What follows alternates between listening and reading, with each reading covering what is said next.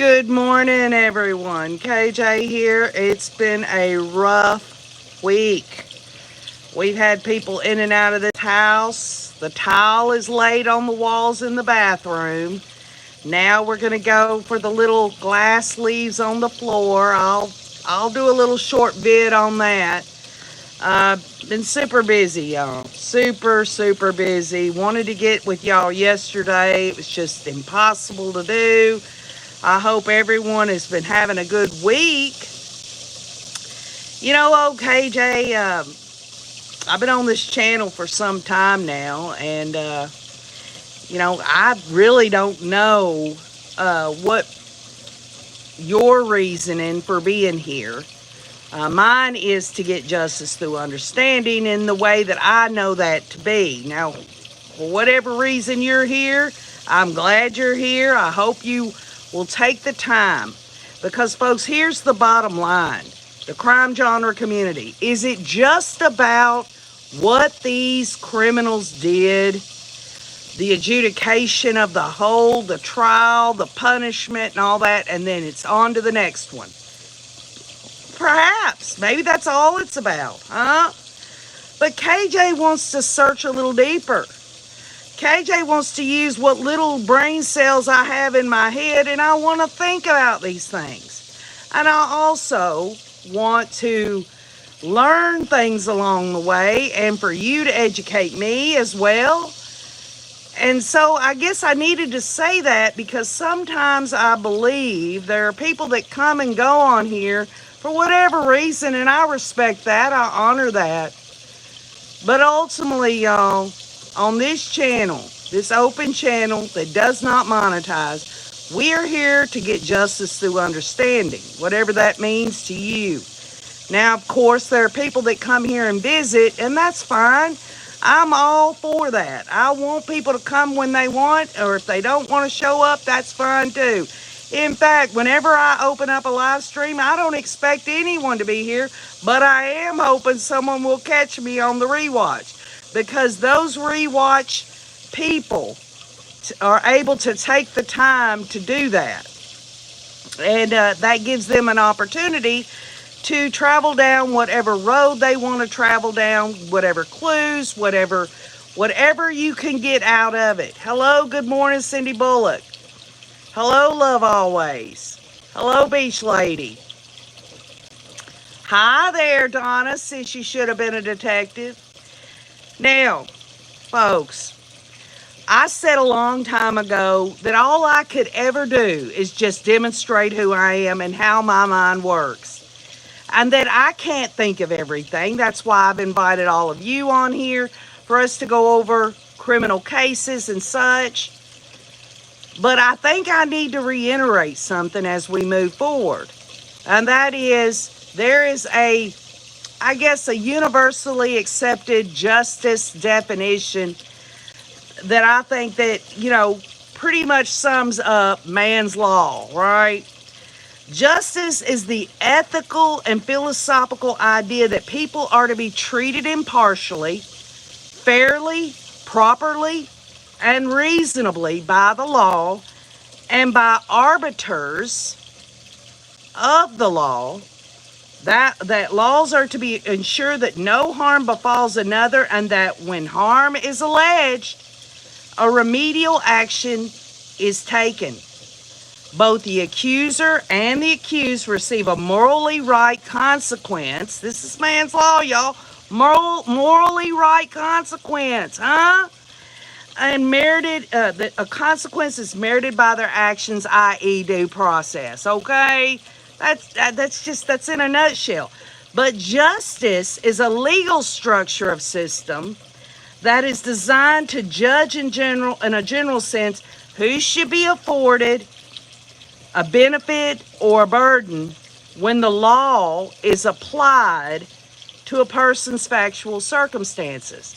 Now, here I am giving you a definition of justice, and there are millions upon millions of YouTube channels that are just going to bring it to you. What did they do to their victim? What happened to them? How are they getting punished? Let's see how the trial goes and all that. And that's fine. But we are talking about the more you know, the more justice through understanding you're going to receive.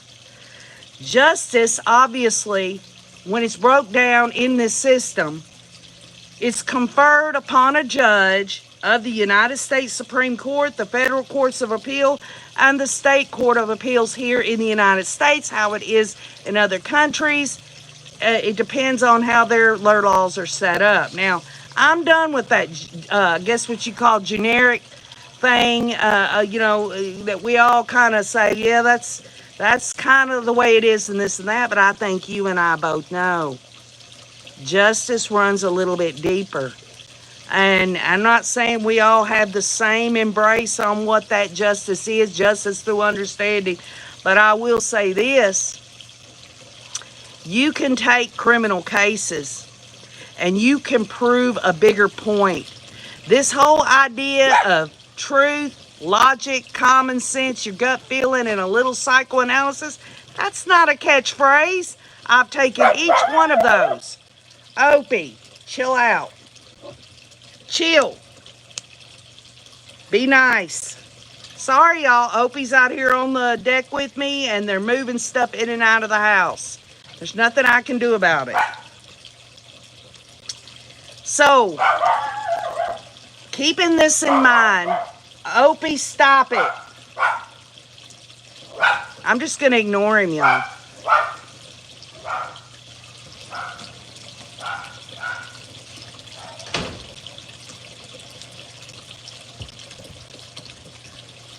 Somebody let me know if me shutting the door has messed with my Wi-Fi signal because Opie's in there barking. Can somebody let me know? Hello, Denise Gray, Jennifer Suka. Canyon James says, and I love how I can apply this deeper searching for understanding to many, many other things. Well, Canyon Jam, I received your package. And there is something very interesting, and I'm going to apply it this Saturday night to the whole news about the Annabelle doll. You remember that guy? He died in a hotel room, and they've been going across country with this doll that's encased in glass, and they're saying that he's this paranormal guy and all this and that. Well, we're going to talk about your gift to me, and we're going to explore that. Does that sound interesting to anyone? Y'all know what I'm talking about? This Annabelle doll that it was something having to do with some kind of horror movie or whatever. Love always says, help your family, help your group, return favors, be brave, be kind, and respect others' property. Love Opie.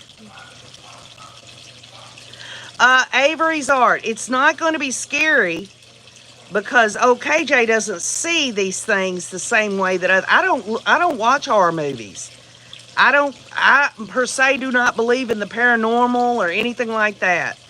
Okay, so it's not going to be something scary. KJ's not into that. Okay, I'm into facts. I'm into, things that are truthful. Yes, Donna, it's really wild. All these conspiracy theorists are saying that, something must have happened to him and all this and that. Give me a break, y'all. Give me a break. But anyway, so we're going to go from the definition of man's law's justice to, obviously, we're going to be talking about Donna Adelson and Brian Kohlberger. But to get there, just as I've told you before, to demonstrate how I get to where I'm going, I'm going to go with some unrelated cases. And if you'll just bear with me, you might just get a little justice through understanding. And if you don't, you might get some little something to send you somewhere else where you can get it. You know what I'm saying? So let's look at this. Just let it rip, and we'll talk about it. American Fork, Utah. This is coming from Court TV. A Utah woman has pleaded guilty to killing her husband with the help of her mother and brother. And I don't know if any of y'all have heard this, but On Wednesday, Catherine Rastelli pleaded guilty to 3 charges in the July 2024 death of Matthew Rastelli: murder, conspiracy to commit murder, and a discharge of a firearm. Catherine will be sentenced September 9th. Now, what in the heck does this have to do with Brian Kohlberger and Donna Adelson? Just bear with me, I promise you. Now, Matthew was shot and killed on July 12th of 2024 when he went to pick up his wife Catherine at her mother's house in Utah. Catherine's brother, Kevin Ellis, told police that he pulled the trigger in self-defense after Matthew threatened him with a knife. But detectives immediately took notice of some details they deemed suspicious and charged the siblings and their mother, Tracy Grist, with Matthew's murder. Digital evidence presented in court suggests a plot involving Catherine and Grist, with text messages and search histories indicating discussions about Catherine's desire to leave her marriage and plans to lure Matthew from their home in California to Utah. Investigators found an audio recording of Grist's phone on Catherine speaking to a divorce attorney, asking how she could legally refuse to take her children back to California and leave their father. Y'all, is this starting to give images of Wendy Adelson at all? And Donna Adelson and her wanting to take her kids out of Tallahassee back to Miami. Grist's search history, now listen to this, y'all, this will blow your mind. Grist's search history focused on another family embroiled in a murder plot.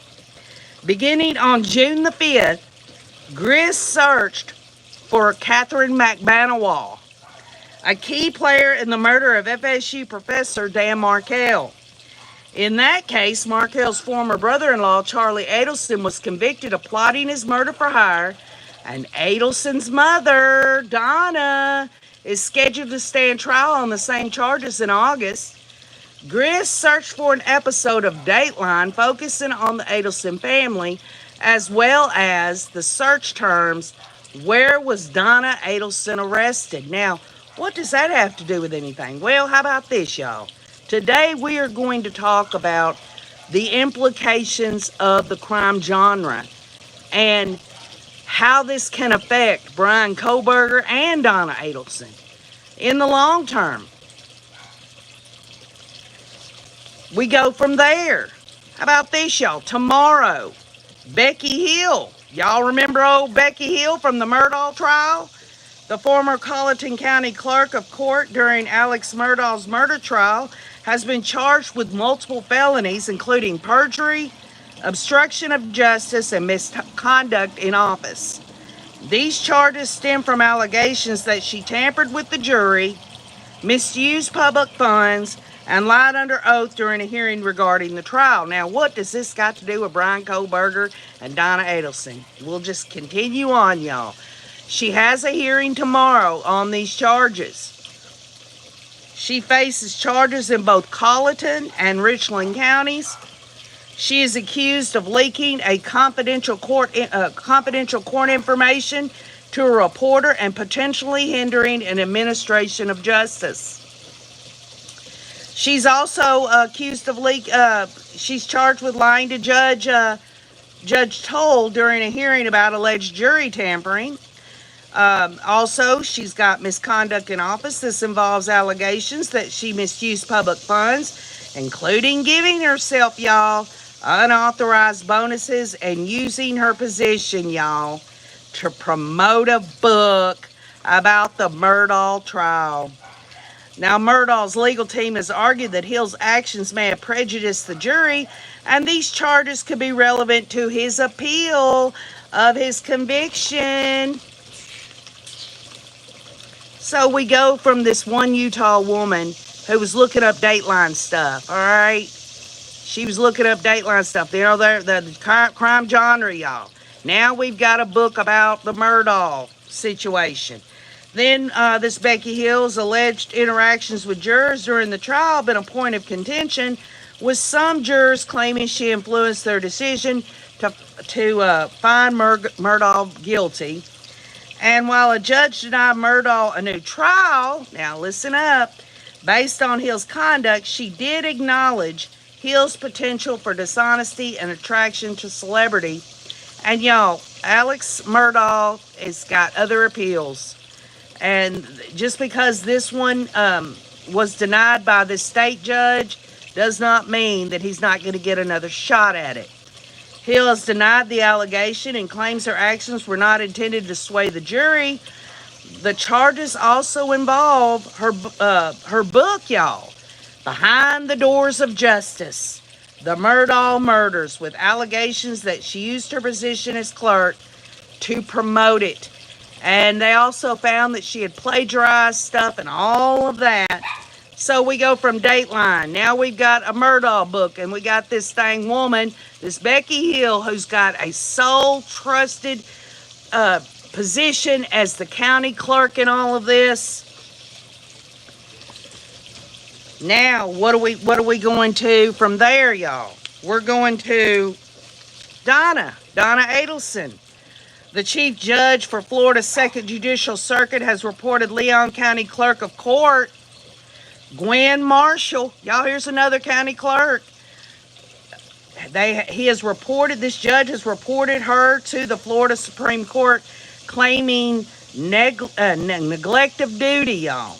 On Wednesday, y'all, this was just yesterday, WCTV obtained an 8-page letter dated June 27th from Chief Judge Frank Allman to Marshall, outlining what he called a pattern of excessive delays and ongoing filings and docketing errors, resulting in inaccurate court records with the potential to cause significant due process and or safety issues. The first case mentioned by the judge in the letter included an incorrect entry in the court record that resulted in the unlawful arrest of one woman, and in a different case, unlawful release of another.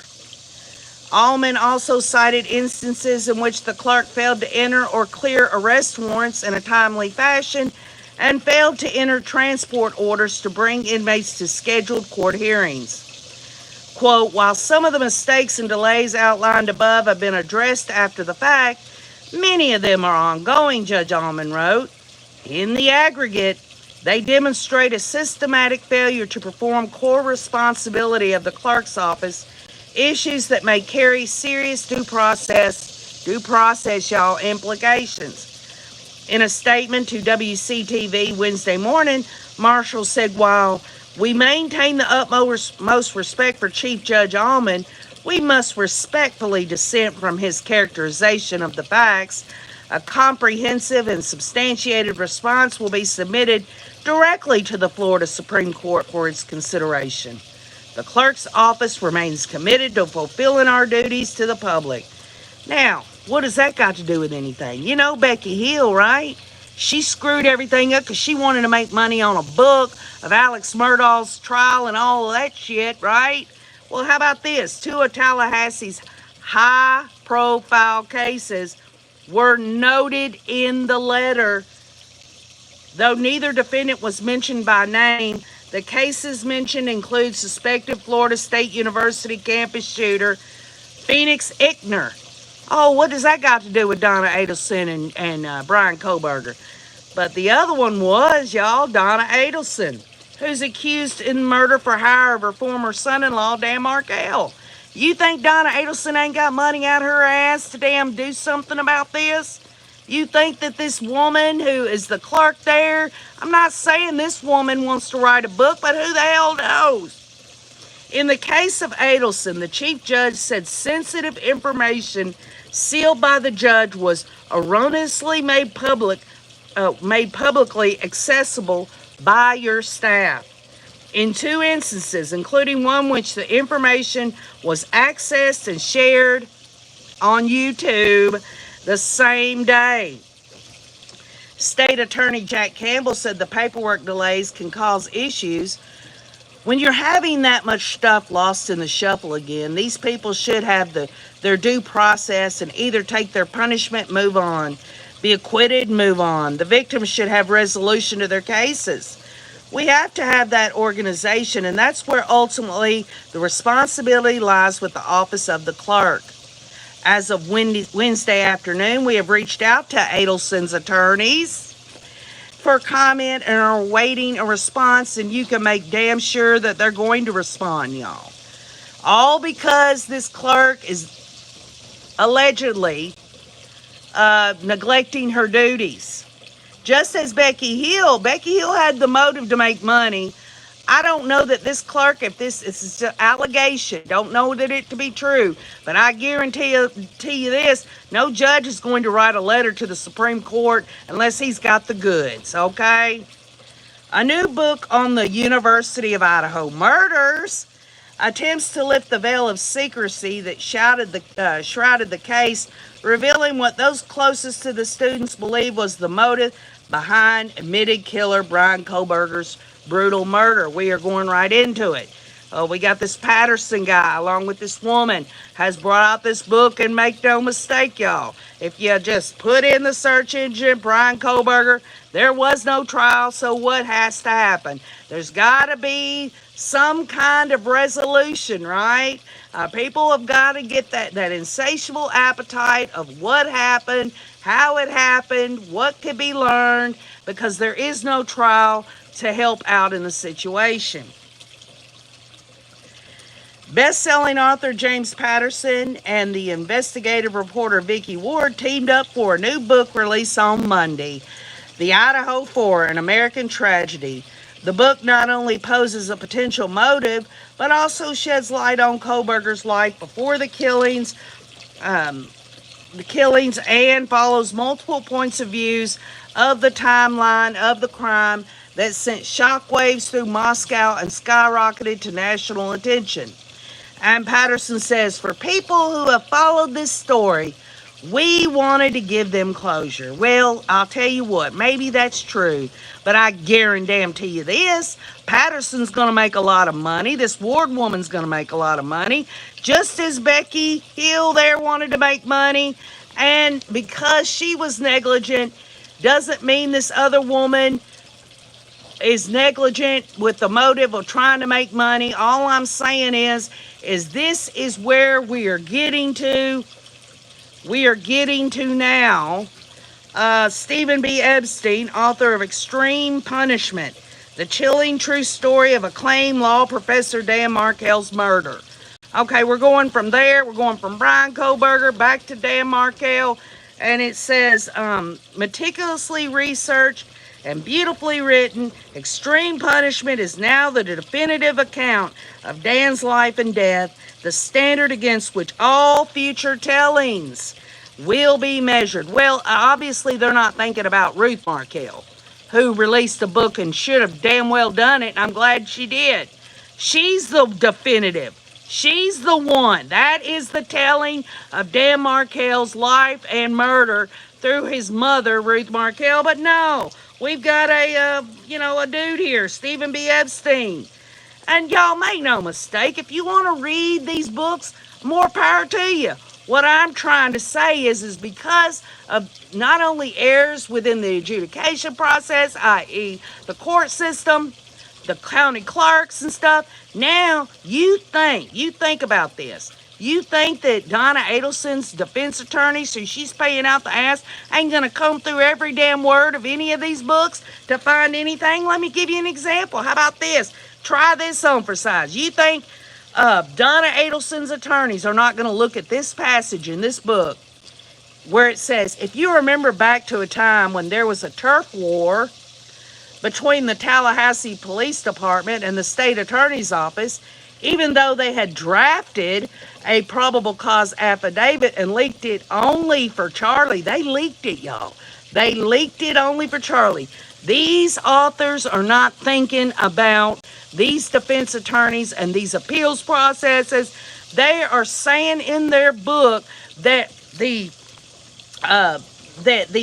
Tallahassee Police Department and the state attorney's office leaked the affidavit, that the affidavit points the finger at Donna every bit as much as it points the finger at Charlie. So not only do we have to take in, and I believe it. I believe you can't just say, okay, let's find out who was murdered, how they were murdered, who did it. Let's hear some salacious shit going on around that, and there you go. I'm fully satisfied with this crime genre here. Y'all, you've got to look at every aspect of the adjudication process, these appeals processes, and all of this other stuff.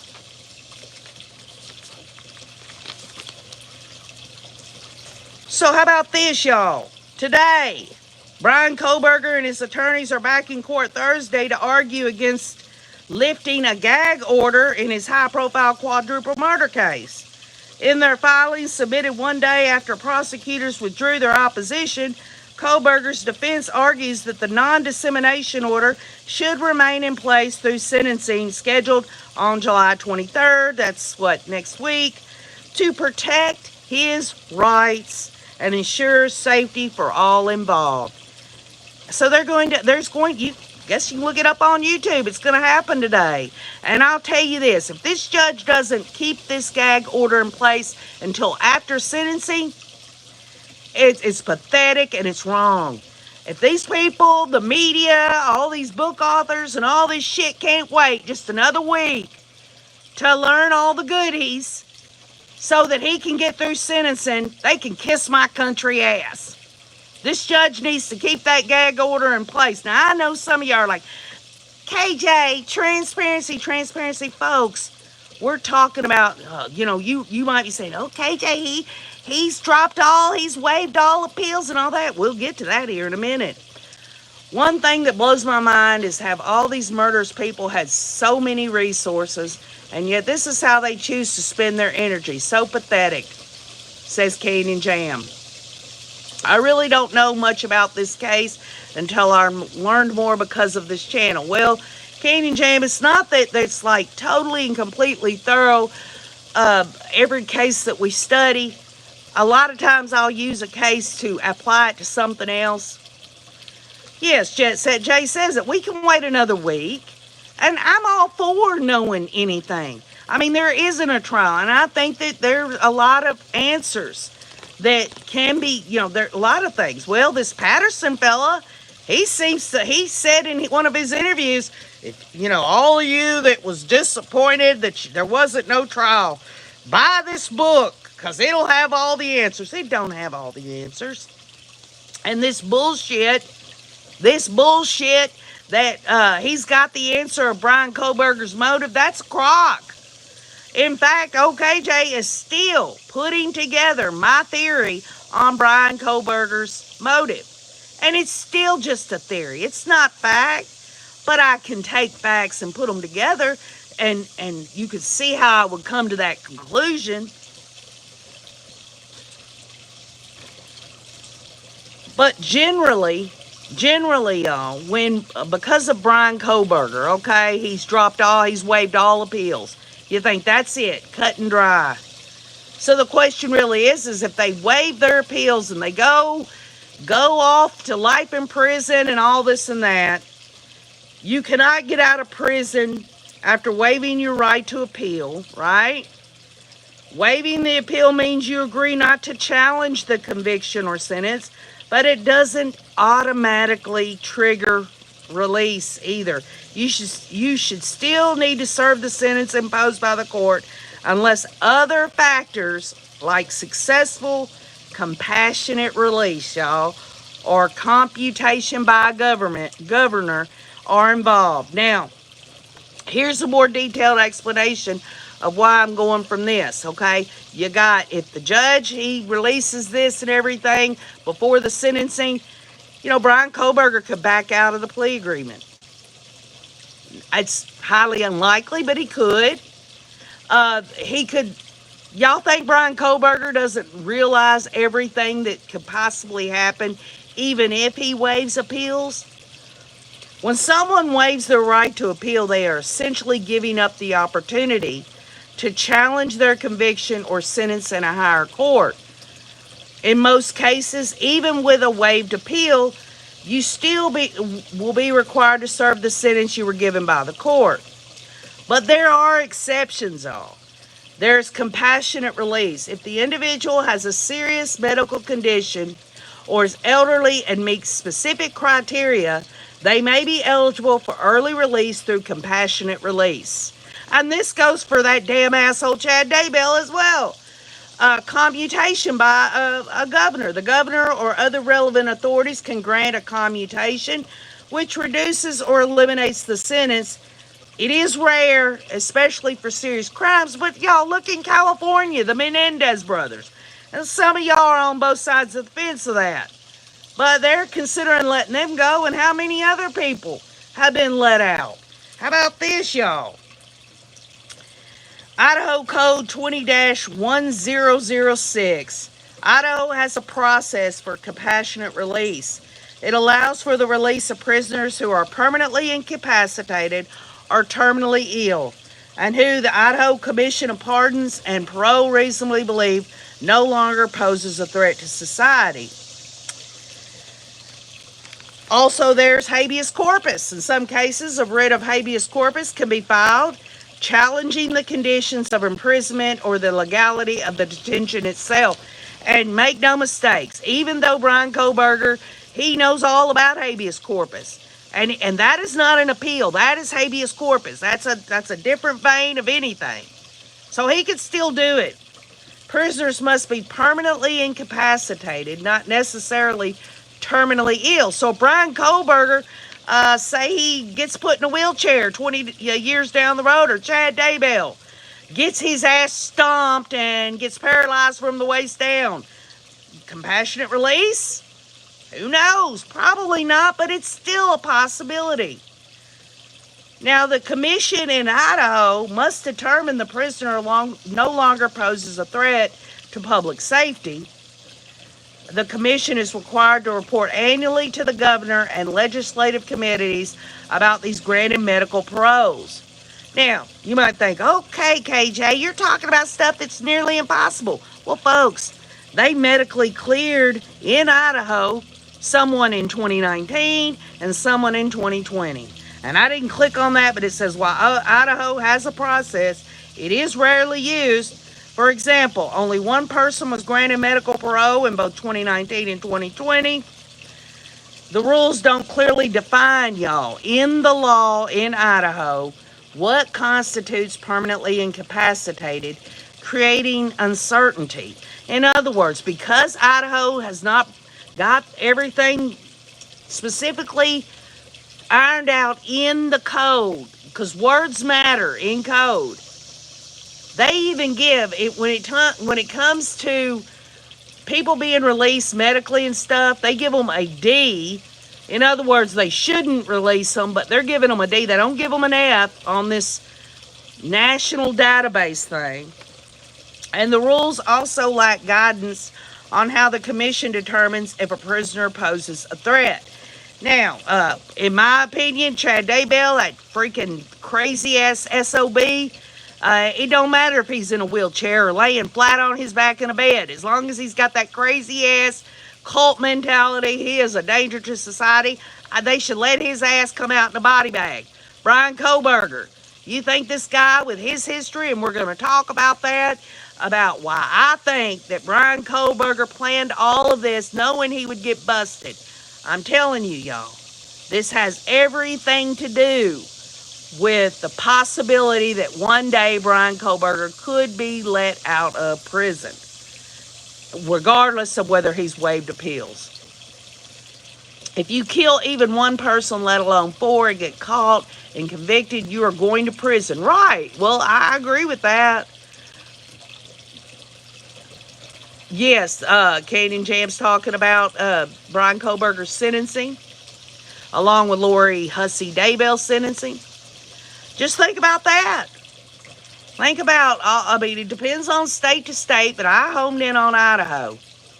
But then I think about it like this. Donna Adelson's got a lot of legal fodder that her defense attorneys can bring to the forefront if she gets convicted of conspiracy to commit Dan Markell. And it even comes down to the judicial duties of court clerks.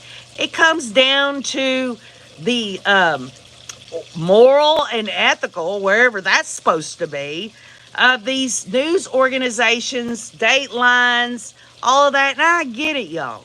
People want to watch this stuff, and I get it. They want to read the books. I get it. But there are things that need to be, thought about when these people go out to make money in the crime genre community. I mean, for goodness sake, you got Lori Hellis coming in and inserting herself in a freaking high profile case. She wrote a book. I'm sure many people have bought it. What if these appellate attorneys, you think they don't know? They've got to figure out something. They've got to figure out something. They can go through a book. They can listen to interviews. This goes back also to jurors. In Australia, the Aaron Patterson mushroom thing, they don't allow the jurors to talk about anything that went on in the jury room. And you know what? That doesn't happen here in the United States. Good morning, Leanne Forsberg. Canyon Jam says prison used to be a deterrent to crime, but seems no longer the case. Okay, Brody says ain't no way. Well, that's what I mean. Most people would say, KJ, you're just puffing this. My point I'm trying to make is when someone gets convicted, the furthest we go from that conviction in the crime genre community is maybe we keep tabs on the appeals process and what their appeals issues are and this and that. Ultimately, a lot of these cases, especially the high-profile cases, they fade over, 5, 10 years, 20 years. The bottom line is if you want to really research these evil, diabolical people and what they're able to get out of when they get sentenced to life, it happens all over the world, but specifically in the United States. These people get these sentences and yes, the appeals process is supposed to. It's not about they're innocent. It's about the appeals process is about looking at the record, and that includes timely filings from court clerks, or if these court clerks are trying to make money off a book or anything like that. This is a billion-dollar industry, y'all, crime genre. And these people want money, and they're not thinking about the victims' family members. I've always said that, yes, any media, any interviews, any books of any victims' family members should absolutely be right there, should be the standard. Should absolutely be the standard. And I've gone so far as to say that legislatively, y'all, on a state and federal level, and you look at me when I tell you this, if people want to make money off of these crimes, whether it's books, interviews, datelines, oxygens, whatever, a movie, whatever, that a portion of that money should go directly to the victims' family members, because these people, they make all kind of freaking money. They can afford to take 10 to 15% of that freaking money. The advertisers that go on there, they're talking about Brian Kohlberger on this this YouTube channel, and we've got these sponsors here and all this and that. How much money is being made? We got glory, we got that wish, says Jason C. Hi, Jason. Still waiting on you and Gresha to come to Tennessee. Mr. Wayne and I will treat you like a king and queen, a real king and queen. Y'all come on anytime. Love always says, and also shocked at how these people convicted of crimes are giving way more rights than family members and victims. Right. We've discussed victims' rights, and you know what? Ultimately, y'all, the bottom line is that whether it's Becky Hill screwing everything up and possibly Alex Murdaugh getting another trial, or this woman watching a Dateline about Donna Adelson, for whatever reason, she could be in the crime genre community. Maybe it had nothing to do with her murdering her husband with her mother and brother. But the bottom line is that this stuff is out here. These books are out here. We're talking right now about crime on here. But KJ's overarching message is this. The value of justice in this country should not have a monetary symbol to it. Should not be about money. It should be about absolutely adjudication, whether these people are found guilty, non-guilty, a penalty is applied, and there you go. And am I saying that nobody should write books and nobody should have datelines? No, I'm not saying that. But when it gets to the point where it's screwing around and messing up these dang trial records, when there is something that these people are doing that are making money that ends up in a freaking damn appeal, it's not right. It's not worth it. The taxpayers are paying for these criminals' trials over and over and over to give them a way to get out of their crime after they've been convicted. Exactly. Think about the Menendez brothers. And, you know, that's in California. That's a more recent one. But you can look it up on other ones, too. And some say they should be released because these allegations of molestation and all this and that. What I'm saying is that they can absolutely could get out tomorrow. And we're going to hear of other people that are getting out. All you have to do, if you want to study it, how these criminals, these evil people, there are many that get out. And this is what we call living on this planet. This is called evil, in my opinion, that finds a way. Is man's law evil? I think man's law tries to do the right thing, and they're trying to mirror some sort of God's justice by throwing in a little mercy to Brian Koberger there, but that's just an opinion. Who am I anyway?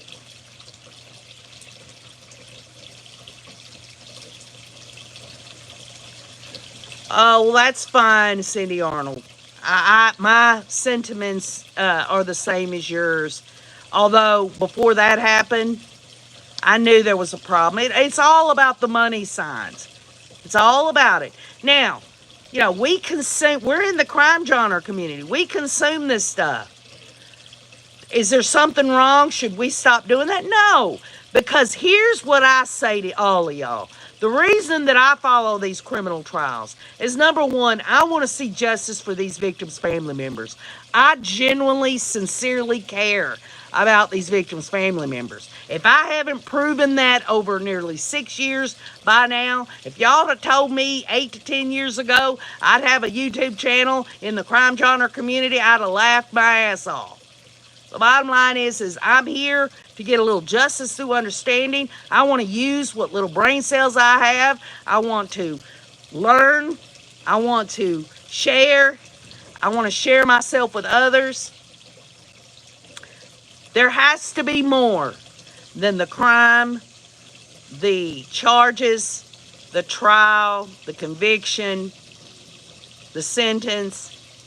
There has to be more than that for OKJ. Maybe it's fine for you, but for me, you know, it goes a lot deeper. You know, I've said it before. You know, these red flags, I believe it. I believe that you can look at other people's behavior and you can see telltale signs. How many times have these evil ass people overlapped in their behaviors? One common theme. Most, I'll say half, are mentally ill, but every damn one of them know the difference between right and wrong. And come this weekend, we're going to talk about the theory I have of Brian Koberger. We are still continuing to compare and contrast Brian Koberger with Donna Adelson. Well, we just compared something. Donna's got a lot of good stuff now for her attorneys to go after if she was to get convicted and appeal. And what about Brian Koberger? If this judge doesn't do the right thing, if he doesn't leave the gag order just for one more freaking week, what do we got? And even then, him waiving his appeals. There's always a way for these evil, slimy ass, demon-possessed people to get out of their culpability and their imprisonment. It's shocking how a convicted criminal can be in a courtroom and blatantly lie and try to deceive a jury. That was so shocking to me, says Love Always. Ann Gibson says, people making money for the victim's tragedy.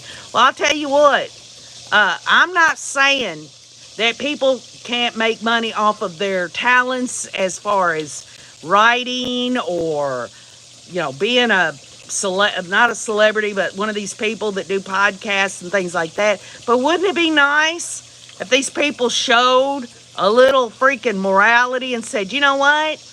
I've made such and such money off my book. I'm going to give some of the proceeds to these victims' family members. Show a little freaking ethical stuff here. It ain't never going to happen. But, I'm going to say it. Because the bottom line is this. Not that these victims' families would take the money. But it's just the idea of, hey, we're going to make money. And it's not about just that. It's about while they're making money, there's a possibility that a defense attorney or an appellate lawyer for these criminals can look through that book and find things to put in an appeal. It's really about that more than it's about the money. To me it is anyway. Jay says it right. Laws need to change. Sydney Arnold says, I know if I did something like that, I sure would get the okay from the family and do give proceeds to family members. Right, Cindy. Or give a portion of to the a charity or something. Like the Tammy Douglas Daybell Foundation. I don't know if it's Daybell, but I know it's Tammy Douglas. Or something like that. And by the way, has anyone even heard anything else about the Chad Daybell's property? Has they turned it into anything yet? Somebody let me know in the rewatch comments. The bottom line is, y'all, is I'm not sitting here on no soapbox or high horse. I get it. I'm in the crime genre community. But I'm here to get justice through understanding. And that has no monetary value to it at all. But it's got all the value in the world. It's priceless to OKJ. You are the only you're ever going to be. You're here with OKJ. I appreciate your time on this channel. I know I jumped around to different stuff, but I was trying to prove a point.